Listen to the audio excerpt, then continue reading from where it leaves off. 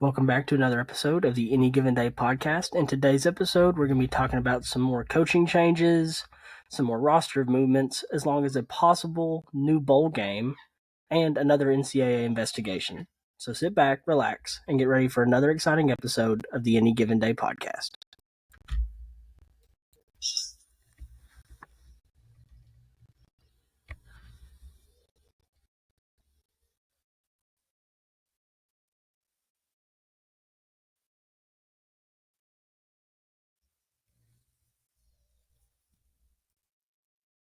Welcome back, everybody. It's been a crazy past couple of weeks. Obviously, we've dubbed it the Saban chaos theory, and it has been exactly that, chaos. Part 2, Crimson Downfall. Part 2, the Crimson Downfall. So, we'll start off with something not Bama related, technically. Bill O'Brien has been hired as Ohio State's new offensive coordinator. Now, personally, I don't get this move at all. He was offensive coordinator at Alabama and wasn't great.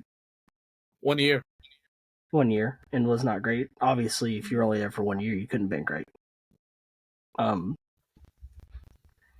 He's just not really proven himself to me to be an elite play caller. I mean, he's not bad, right? He's not awful. I've seen better. But with what Ohio State's looking at going into next year, which we'll get more into that later, but you'd assume they'd make a big splash. And Bill O'Brien just doesn't seem like the big splash at offensive coordinator to me. I mean, I don't know. What do you think about it? I don't know what to think. We're not head coaches in any way, shape, form, or regard, but I struggle to figure this one out. I don't think it's a good hire. I really don't. And we're fixing to get into it like in the next segment after we get done talking about the other coaching change. But I don't like it. I don't think it's a good hire. The Alabama offense felt like it took a step back with him.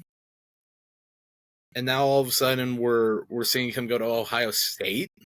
Now, granted, Ryan Day's probably still going to have main say in that. That's going to be his offense, ran by Bill, with final say by him. Possibly Brian Hartline as well. But I don't think it's a good hire. I think Ryan Day might end up regretting it, but that's just me. Yeah. I mean, personally, I thought Brian Hartline would have been a really good option for that offensive coordinator job. I mean, he's already in the program. He knows the program. Like you said, Ryan Day's probably going to have his hands on it anyways. I mean, as far as I know, Hartline was already the OC. That's what I thought. But then they hired Bill O'Brien as co-OC, I guess. It doesn't make any sense to me, personally. It just seems like a letdown of a hire compared to the highs that Ohio State has had over the last couple of days. But what do I know?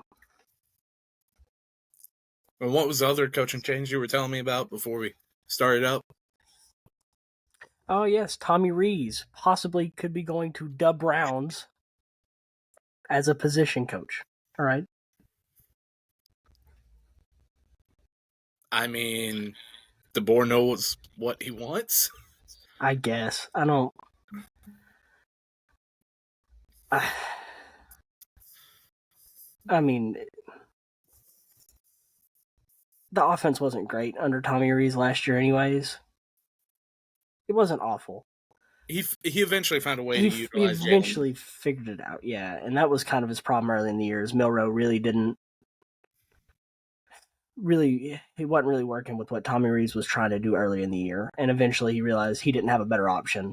So he's going to have to figure out what he was going to do with Milroe. So, I mean, in the end, it looks like this was not a great move at the time. I don't know if he makes that move if he knew Saban was going to retire after 1 year, because he went from being the offensive coordinator at Notre Dame, looking to possibly get a head coaching job at some point, to now he's looking at a positions coach job, granted in the NFL. So more off time and more off time, yeah.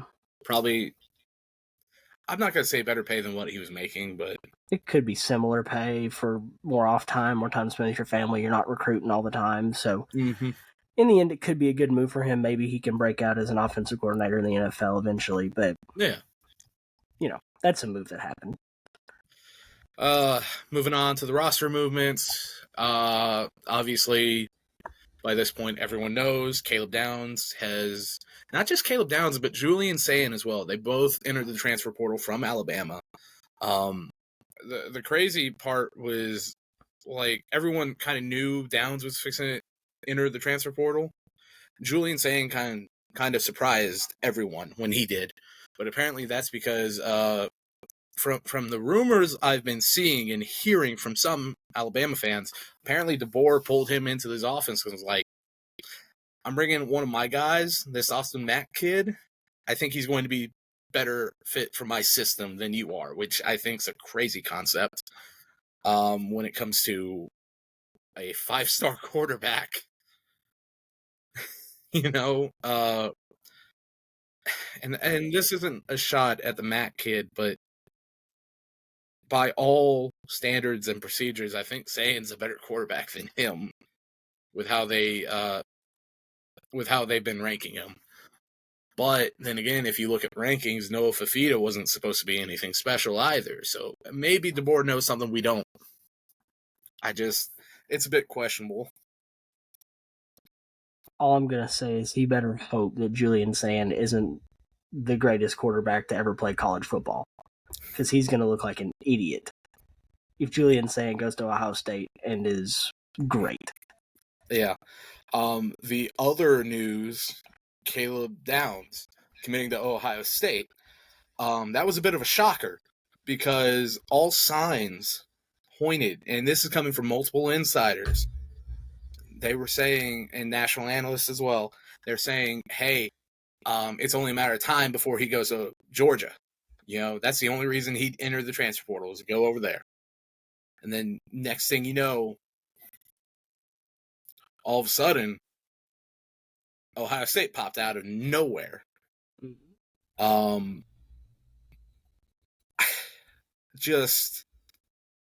It's crazy to think about.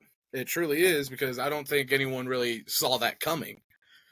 From my understanding, it was like, okay, he's committing, and then all of a sudden when he didn't commit Thursday night, it was like something might be up here. But everyone was still of mindset, he's going to end up at Georgia. He's going to end up at Georgia. Not the case. It was a shocker. Yeah, I mean, it's like you said, everybody thought he was going to Georgia. I mean, recruiting specialist, everybody thought he was going to Georgia. And it from what I've read, it sounds like Ohio State came in late with a huge money offer, and it's just kind of that. From what I've read, I don't know anything. We're not insiders. Nope, we don't know anything. But from what I read, it was kind of that FU money. It was just that it's not about the money, and it seemed from talking in interviews that I've read from his dad, money wasn't really a big factor in this whole process. It wasn't going to be who can pay us the most money. It was where can I go and be great. Yeah. But eventually there is that number where anybody would go, well, that's good money. I'm going there because that's life-changing money. So I have a feeling that's kind of what happened, because it sounds like Ohio State just came in last minute and said, Hail Mary, here. Would you come for this? My whole thought process is, it couldn't have been just money because apparently Texas was also throwing around some big money too. That's true. There has to have been something else on there, whether it's certain, not efficiencies. Why am I thinking of the word efficiency? Certain wants that he wanted to do or something like that. Right. So who knows? Oh well, is what it is. But you were telling me that Ohio State, before they went and got Downs and Saban, had already spent $13 million in NIL money this year. Yeah, before they got them. What happens?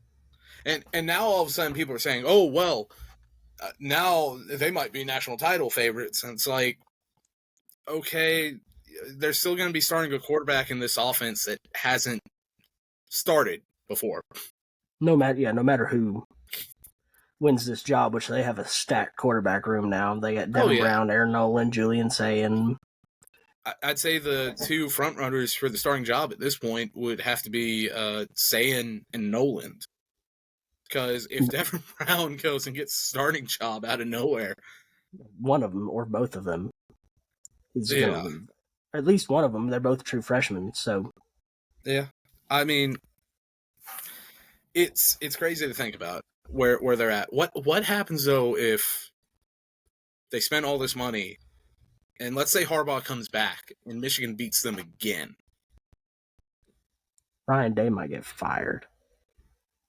I think so. If I'd say Ohio State, even with a singular loss to Michigan, would still get into the playoffs, obviously. But if they lose to Michigan again, that's going to put him on the hot seat out of nowhere. And he'd have to. Go ahead. Sorry. No, you go. Let's say, unless they lost to Michigan and then somehow there's still a good possibility they could make it in the playoffs and then go back and win the national title even after losing to Michigan, he'd probably be okay. Would definitely be okay. But if he loses to Michigan and doesn't win the national championship, I'd say it's over. It's hot seat. Like it's I on wouldn't fire. even say hot. With how much money he just spent in NIL collective, with how much money he just spent, and then you lose to Michigan and you don't win the national title, I'm sorry. Gone. I'd say they'd probably be done with it by that point. You'd almost have to be. Because that would be 4 straight losses to your biggest rival. Mm-hmm. If you're not going to win the national title, you have to at least beat them. And you have lost 4 years in a row. So if they lose 4 years in a row and they don't win the national title, I think Ryan Day's gone. Especially with all this money he just spent to get these players. Yeah. I mean, if you put this into perspective, I just thought of this, right? They were at $13 million before they got Downs and Sayin. You'd assume they got to be at least 18, 19, maybe 20 million.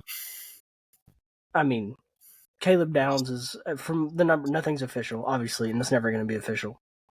But it was a lot of money per month. I can't remember the exact number, but it was a lot of money per month. So you're looking at probably about 3 million plus for Caleb Downs. And Julian Sayin, you're probably looking at another million, maybe 2. Mm-hmm. If you think about it, right? The Oakland Athletics in Major League Baseball, their payroll is like what, 30 million? It's something around like that number. It's like 29, 40 30 million. 40 something million. It's low. Yeah, they're a low number.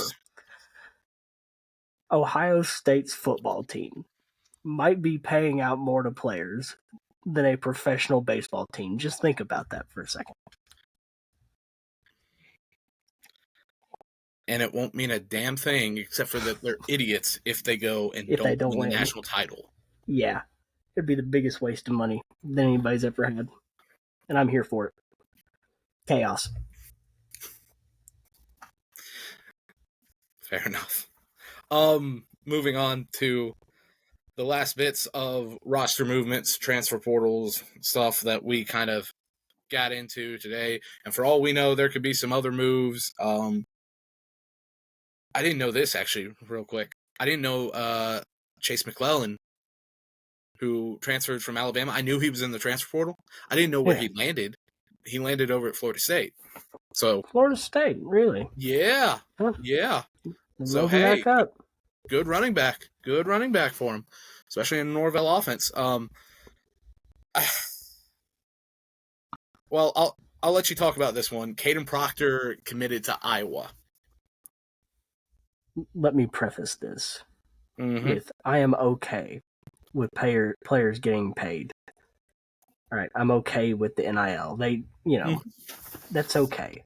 I'm not upset about that. What I am upset about is Caden Proctor in an interview said Iowa reached out to him halfway through the season while he's still enrolled at Alabama, not in the transfer portal, and reached out to him to say, "Hey, you're struggling in the SEC right now. You could come back here." It is the NCAA ever gonna do anything about blatant tampering? It's blatant. He just admitted it on recording that Iowa reached out in the middle of a season and said, "Hey, you're struggling, come here." In the middle of a season while he's not in the transfer portal. It is illegal. It is against the rules. It's in the rules. And Florida State got punished. Florida State got punished last week for giving a player a ride and getting him to talk to somebody while he was in the portal. Mm-hmm. Pretty harshly, too. Pretty harshly. But Iowa reaches out to a dude halfway through the season, and we've heard nothing. We've heard absolutely nothing. No punishment, no investigation, nothing. And it's the biggest piece of bullcrap I have ever heard of or seen.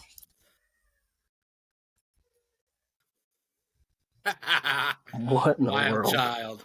No, it's all good. I definitely agree with you. It was very much like he basically just admitted it right there. But you know how the NCAA works.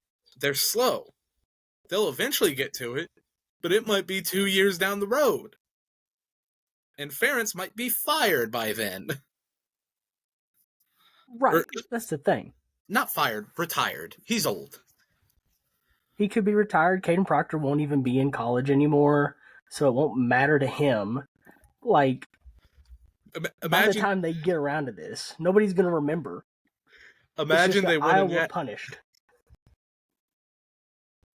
Imagine they win a natty while Proctor's there, and then it immediately gets stripped like 2 years later because he blatantly admitted to tampering. I don't think they ever will. Right. And how dumb does he have to be to go on on recording say, "Oh yeah, Iowa tampered with me," while you're enrolled? You just halfway through the season while I'm playing for Alabama.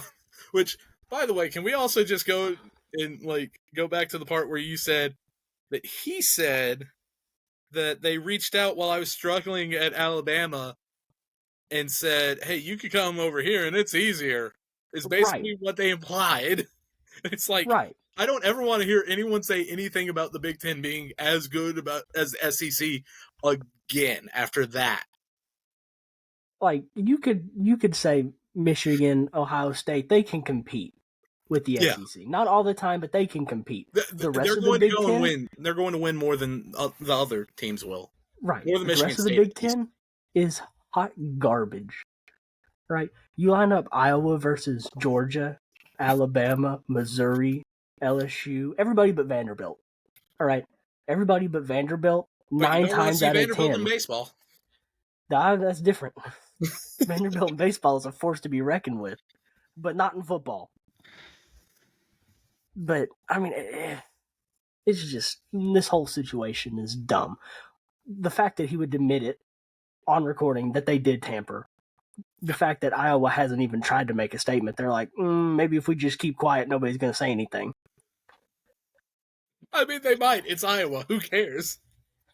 I mean, they're like, their cheeks puckered a little bit. They're like, and it's on the internet. You can't delete it. It's not like this is a push this under the rug. Like, no, it's there for the rest of eternity. Is on there like Jason Kelsey's nipples are. Oh, God, that was everywhere now. It was incredible. That man has. Oh my God! That in man the freezing cold weather. I mean, it's freezing cold out there, and he's like, whatever, shirtless, drunk off his. He's drunk. He was You saw drunk. right, not just out there, but he's also down in the stands with the Mm-hmm. Bills Mafia. I'm like, Mm-hmm. honestly, if Jason Kelsey had been drafted by the Bills, he would have been a perfect fit for the fan base. Oh, absolutely. He is exactly what the Bills like. That's every Bill fan's dream, right? Yes. Whereas Taylor Swift's walking in, seeing Peppa Pig, people Mm-hmm. getting shoved through flaming tables, and she's just like, "What have I gotten myself into?" Yeah, you ain't kidding. But no, enough talk about pro football. You saw the Jurassic Park edit I sent you, right? Mm-hmm. That's Yeah, beautiful. beautiful. I've never seen a better meme. Uh, moving, moving on. We'll eventually get ourselves under control, people, I swear. Moving on, though. New Mexico State quarterback Diego Pavia, who, by the way, caught some flack, or we've already talked about this a bit on the podcast.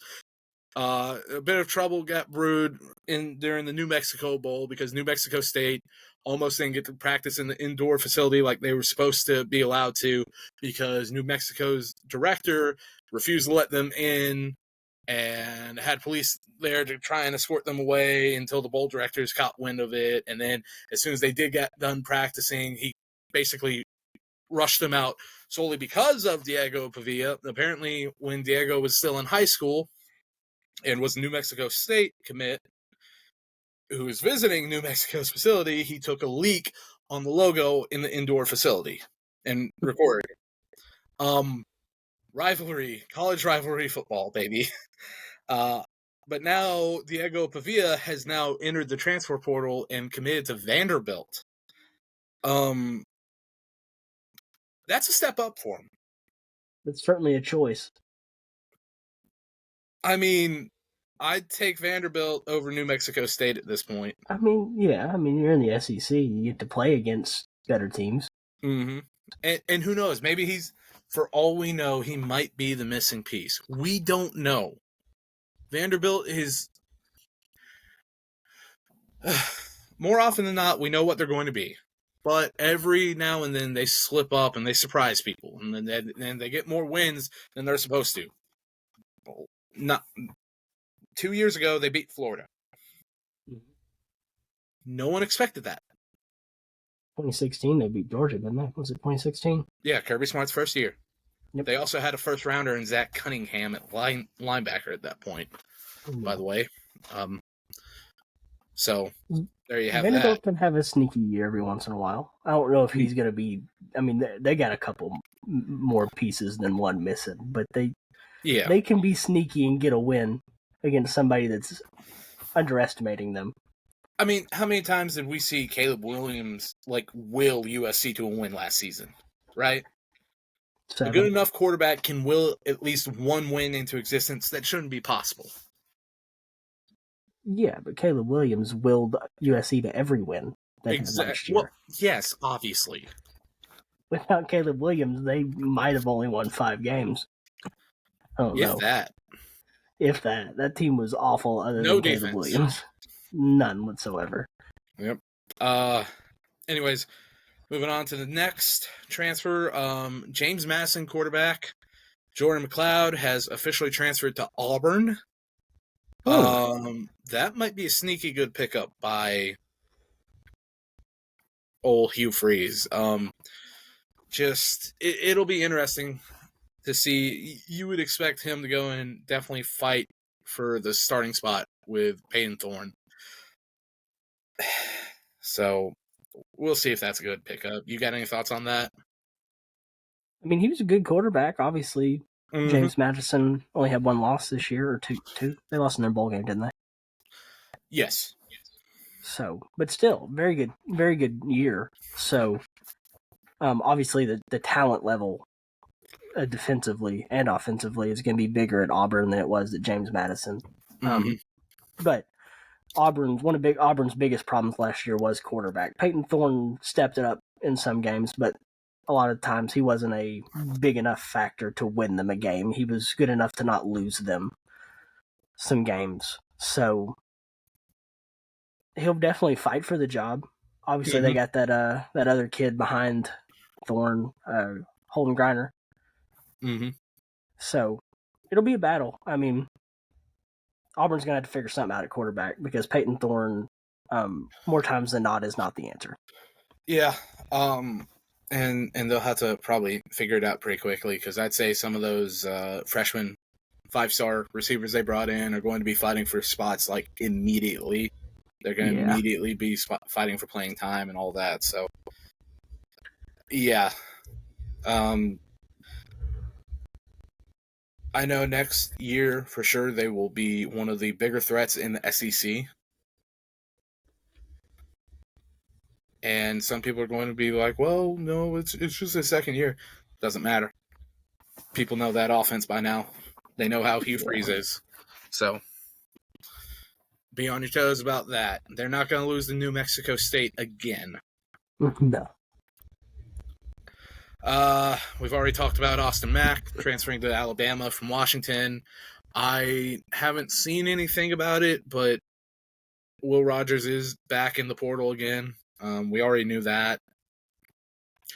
Still kind of curious where he lands. Just imagine, though, if he lands over at Alabama and DeBoer starts him. There may be riots in the street if they start him over Milroe. Yeah, agreed. I mean, if you give Milroe the job and he craps the bed, yeah, then Will Rogers comes in and is great, or Austin Mack comes in and is great. Mm-hmm. If Will Rogers does go to Alabama, then you look like the genius that brought them in, and they're great. But if you just start Austin Mack straight out of the gate and he sucks, you look like an idiot. Well, he was a true freshman last year, so I don't think he has plans of starting him immediately. I think that's going to be like a year 2 decision for DeBoer. Right. I mean, if you start, if for whatever reason he starts Mack, or if Will Rogers does come out of the portal and you start either of them over Milroe and they suck, you look like a gigantic idiot. Yeah. Because Milroe just, took Alabama to a playoff spot. Playoff. Granted, berth. he wasn't Sorry. great. He wasn't great, throwing the ball, but offensively, he's just a dynamic. He's the best athlete on the field at all times, 99% of the time. So you would be dumb not to at least give him a chance to start the year at quarterback. If he sucks in your offense, he sucks in your offense. But give him a shot at least. Make him prove you wrong. Mm-hmm. So moving on. Done with roster movements, thankfully, for now. Till next week. Till next week, eventually. Maybe. Who knows? Or at least till spring. I'm sure more movements will be made with the coaching carousel and all that. Yeah. Moving on to this new bowl game. Possibly new bowl game. So the Irrelevant Bowl is what it would be called. And it is attempting to be started up by the people who sponsor the entire Mr. Irrelevant for the final draft pick in the NFL draft. So, and what it would be is it would be the 2 worst teams in the CFP, in the College Football Bowl series, going head to head in the Irrelevant Bowl. So the 2 worst bowl eligible teams, or the 2 worst teams? I think they're trying to go for like the legit 2 worst teams, not bowl eligible, but the 2 worst teams. It might have to be the 2 worst bowl eligible teams, but I think they're trying to do like a 1-11 team versus an 0-12 team.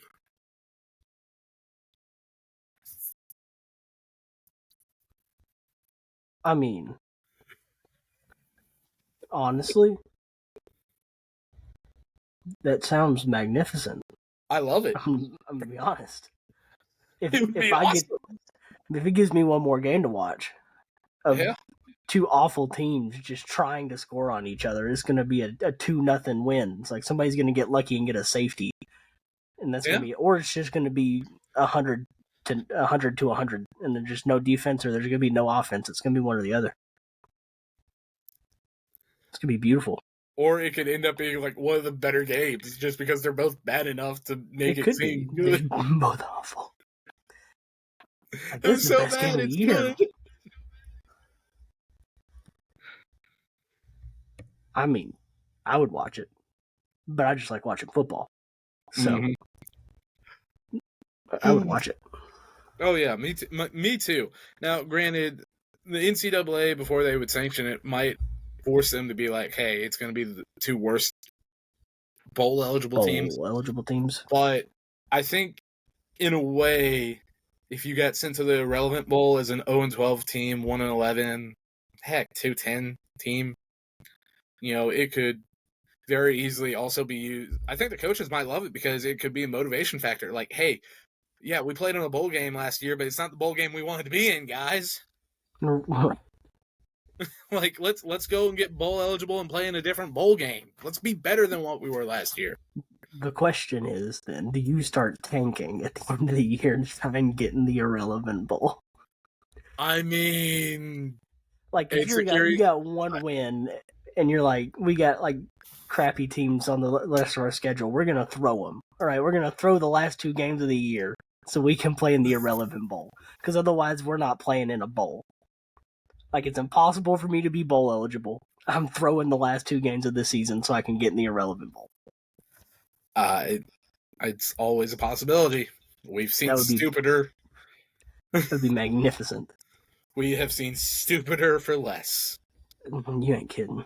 Speaking of stupider for less, Florida is now facing an NCAA investigation. Great. Over their recruitment of Jaden Rashada, I should say. So, basically, from my understanding, it came down to the $13 million they owed him in NIL money for him to go to Florida. Now, they had 2 ways they could go about this, right? They could say, oh, no, it wasn't based on him, like, because they were trying to back out and say, well, we don't owe you this money because you didn't come and play for us. And them doing that would go and force the NCAA to have to investigate, because that's pay for play. That's one of the few things that you can go and still get in trouble for. Basically saying, hey, we will pay you this much to come to us. Right? But if they had gone and said, oh, well, no, it was an NIL deal, we cut with them no matter what, which was the only way they were going to get out of the investigation, they would still owe him all that money. Right. So they kind of went with the path of, okay, we're not going to pay you because it was on terms of you coming to play for us, and then just hope the NCAA doesn't notice, which they clearly did. Poor Billy Napier. He can't win. No, on the field or off the field, apparently. Which that might be more of a booster thing. Maybe. Which I think I read somewhere that the booster or whatever, the company that offered it, doesn't exist anymore. So, like, oh, no. Florida's either got to pay this out of pocket or hope the NCAA goes soft on them. But considering what they just did to Florida State, I don't think they'll be super soft on Florida for something more egregious. Definitely more egregious than what Florida State did. Yeah, I think Florida State was like, "Hey, we'll give you 15,000." Like, I think the booster said, "I'll give you 15,000 right now if you go to commit to Florida State." Right. And you come to Florida State, and then we can work on your NIL deal throughout the rest of it, and then we can go and start paying you a bit more once you get here. And then he pocketed the money and was like, "I'm still going to Georgia. because that booster ain't going to go and tell on himself. He ain't going to snitch on himself. Right. So he just took the money He took and went, money. I'm going back to Georgia. It's terrible, but it just, I mean, I respect the hustle. always hustle and flow, baby. He hustled him, by God. Florida tried to hustle Jane Rashada, apparently, and we're going to see. Florida tried to do it to the guy that can tell on him. All right, see, that's the thing. Amarius Mims did it to somebody that couldn't just tell on himself. All right, Florida tried to do it to somebody that's going to go, okay, hey, NCAA, look at this. They ain't giving Look me what my they're money doing. they promised me. Yeah, Mom! that was dumb. That was dumb on Florida's part. Apparently, why you would offer a kid that much money in the first place? Unproven at that. Unproven kid. Like, I don't care if he's a 5-star. You're not offering him $13 million. Nope, not that much. Because if he comes in and craps the bed and he's not the guy, you just spent $13 million on a dude that's not the guy. Mm-hmm. Mm-hmm. Ridiculous. Florida's gonna Florida. You know, they seem to just not stay out of trouble. It's kind of like bang. He shot me. No, he didn't. Mm-hmm. You shot yourself. Mm-hmm. Florida Right in keeps front of doing me. it. Like, come on, dude. Florida keeps shooting themselves in the foot. They can't seem to stay out of trouble. So No, they can't. Is what it is. We'll see how it all turns out over the coming weeks and probably years because the NCAA moves like a turtle. Yeah. Slower than Congress. Except for when it goes and apparently compares to Florida State. And they'll just apparently. Boom. At least they didn't give Florida State the death penalty. That would have been hilarious. It would have sucked for Florida State, and I would have been mad about it, but like the memes that would have gosh. It literally like, would have been from one of the greatest seasons to the season from hell. No kidding. Like, you were an undefeated conference champion, left out of the playoffs, death penalty. Like, it just progressively uphill, straight down a cliff. Like, you just jumped off a cliff immediately at the end of the year. I don't know. But and you broke your leg on the last few steps. Jesus. That's why you tripped. That's what happened. You broke your leg, tripped, and then fell off the cliff. That's what happened. Well, I mean, they crawled over the cliff, and then it was like steeper than they thought. They thought it was a hill. That sucker was Niagara Falls. I've seen it. Beautiful place, Niagara. It is. Mm-hmm. I recommend going there. Anyway, that's about all I got. You got anything else? What's the name of the next episode? Saban Chaos Theory 3. Florida Man's Revenge. Florida Man's Revenge. I don't know. I'm telling you, Saban for some reason comes out of retirement. I got a title. I got a title. Saban Strikes Back. Saban Strikes Back. Dear Lord. It would be in true Saban Chaos Theory fashion for Saban to go, Caleb DeBoer ain't it. Get out of here. I'm coming back. That would be true Saban Chaos Theory. Yeah. Down to its very core at this point. Because, like we said last time, Saban retires, the entire college football world. Chaos. Yeah. Everywhere. There has been more chaos from Saban retiring than there was ever from any coach retiring. Mm-hmm. Ever. Especially with the way the transfer portal is now. But yeah. Could you imagine what would have happened after Bear Bryant retired? Well, yeah, he died like a year or two later. I know. It would have been like this, though. It would have been worse, probably. Lou Holtz retiring. Mm.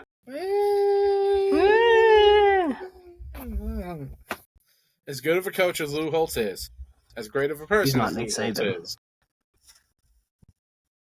he He ain't ain't Nick Saban. he ain't Nick Saban's level, man. Anyway, that's all we got for this episode. So, click the like button, hit the bell for notifications, subscribe, all that, right? I should have said subscribe before I said the bell notification button, but is what it is. Also, give us a comment. Like, comment on this video, helps with the algorithm, all that stuff, helps us get to spread out a bit more and a bit more people to see us. So, until next time, we'll see you on the next play.